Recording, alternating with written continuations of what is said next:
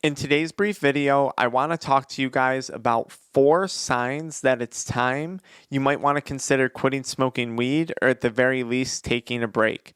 For those of you who are new to the channel, I speak from experience. My name is Dr. Frank. I'm the founder of AddictionMindset recovery coaching programs, which are dedicated to helping people quit nicotine, THC, energy drinks, and adult media content, substances that I once struggled with. For those of you who want to learn more about our programs, check out the pinned comment or the video description at the end of today's segment. All right, sign number 1 that you might want to quit smoking weed or take a break from weed is if the only reason you smoke weed is to deal with the consequences of weed addiction.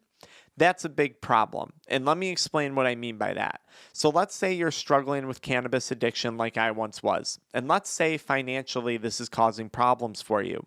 And these financial problems are leading to more stress, more anxiety, more frustration, more depression. And then you go and smoke weed to deal with that stress, anxiety, and depression. Right? Let's say that smoking weed, and we're going to talk about this one in a little more detail, is causing health consequences for you. And you're very stressed, anxious, and depressed over your deteriorating mental or physical health situation. So you smoke weed to deal with that stress, anxiety, and depression. These would both be examples of where we're viewing weed as the solution to our problems when weed is really the cause of our problems. And if you're smoking weed to simply deal with the consequences that you're experiencing because of weed addiction, you might want to consider quitting or at the very least taking a break. Sign number 2 that you should probably take a break or quit smoking weed altogether would be as if your mental or physical health is deteriorating. For me, I started to suffer from symptoms of Cannabinoid Hyperemesis Syndrome, which I've made several other videos on this channel. But in short, this is where when you smoke weed, you can't eat food, you get nauseous, you're vomiting, you have terrible body pain. It might lead to hospitalization, dehydration. It's a horrible condition, extreme weight loss, really, really bad. And this is weed's way, if you're suffering from Cannabinoid Hyperemesis Syndrome or CHS, of begging you to stop. This is the plant's way of just asking you, screaming out for you to quit. And in my opinion, one of the most respectful things I could do as someone who's pro-cannabis, pro the 420 movement, pro-legalization, was quit smoking weed once I started to experience symptoms of Cannabinoid Hyperemesis Syndrome. And the reason for that is because I do acknowledge that there's benefits medicinally and recreationally. Those benefits no longer apply to me at this point in my life, but they might apply to someone else. And it's the most respectful thing I can do for cannabis is to quit using cannabis once I found myself in that situation. And maybe that's something that you want to consider as well too. Now, the second part of health that you might want to consider quitting at is if you're suffering from mental health issues. So psychosis, depersonalization, derealization, manic behavior, acute psychotic episodes, whatever it may be, some of which I suffered from towards the end of my weed smoking journey. Now, if you're suffering from CHS and mental health issues, don't you think that's going to cause you a lot more anxiety? Don't you think the doctor's appointments are going to cause you more financial stress? Don't you think that that financial stress and that anxiety is going to lead to a lot more depression? And this brings us back to point number 1, sign number 1 that you need to quit. Is the only reason you're smoking weed to deal or cope with the health consequences and mental health consequences, physical and mental, that have been created by weed addiction. If this is the case, now's a great time to consider quitting or at the very least taking a break.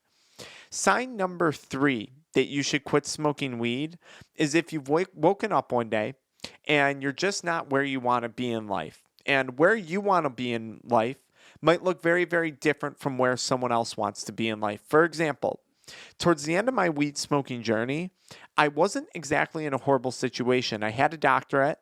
I had a private practice. I was making decent money in chiropractic care, right? But I knew I wasn't where I wanted to be as far as my finances went. as far as my relationships went, as far as my business went. And trust me, I was accomplishing a lot more than other people my age at the age of 25, 26, 27 years old. But I knew that it wasn't where I wanted to be.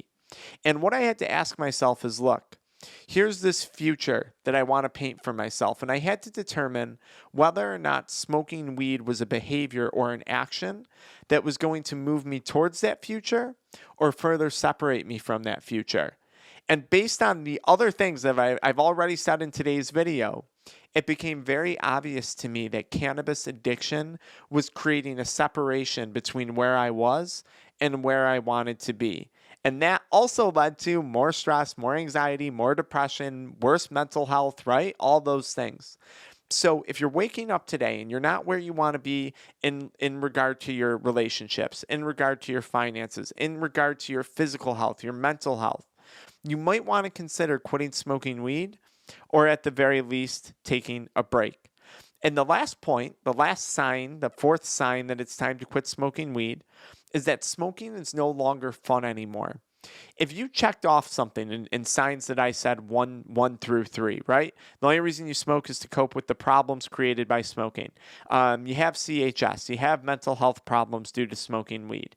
You're not where you want to be in life. Does anything about that sound like fun?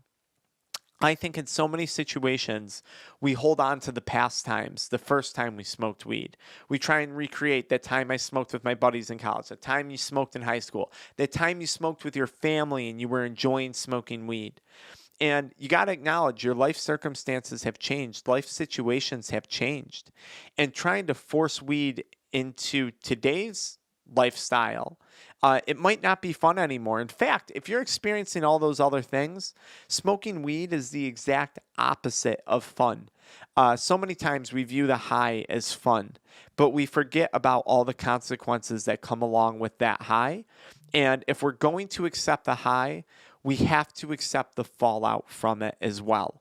And when we look at those two things in totality, big word right there. Wow, I impressed myself. That's how we decide whether or not this is fun anymore. But I can tell you, at the end of my journey, it was anything but fun. And it was becoming very, very challenging to convince myself otherwise. And if you're in that situation, I think you're well aware. I think you're well aware of it. I think it's just hard and scary sometimes to snap out of it.